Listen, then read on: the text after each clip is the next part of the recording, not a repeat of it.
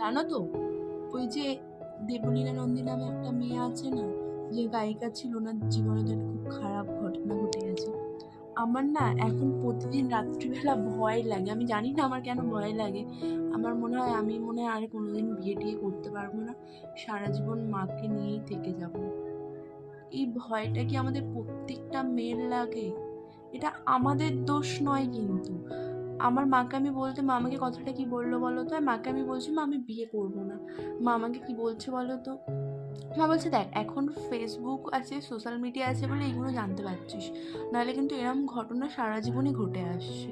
মা কিন্তু এটা ঠিকই বলেছে, তাও আমাদের এখনকার জেনারেশনের ছেলে মেয়েদের, মানে মেয়েদের ক্ষেত্রে বলছি না, ছেলেদের যেমন বউ খারাপ হলে তাদের জীবনটা নষ্ট, মেয়েদেরও তেমন হাজব্যান্ড খারাপ হলে জীবনটা নষ্ট হয়ে যায়।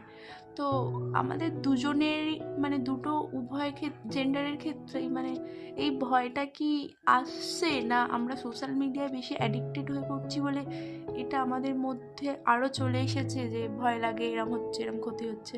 না, এটা আগেও ঘটতো। আমার মা কিন্তু কথাটা ঠিকই বলেছে, তোমরা কি, আগেও কিন্তু ঘটতো, কিন্তু আমাদের মধ্যে এই ভয়টা এসে গেছে বলো যে বিয়ে করবো না, যদি এরম হয়, হাজব্যান্ড যদি এরম হয় অভিনয় করে, তো জানি না আমার কপালে কি আছে।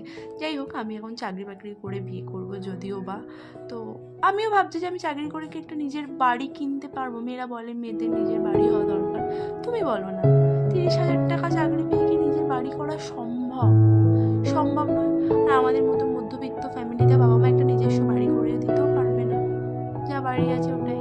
আর দ্বিতীয়ত ব্যাপার হলো, তো কি করে করবো 30,000 টাকা একটা বাড়ি? আর 30 বছর বয়স হয়ে গেলে কি মা আর বাড়িতে বসিয়ে রাখবে? সেই তো বিয়ে দিয়ে দেবে। তো আমরা ভেবে পাই না আমরা মেয়েরা কি করব।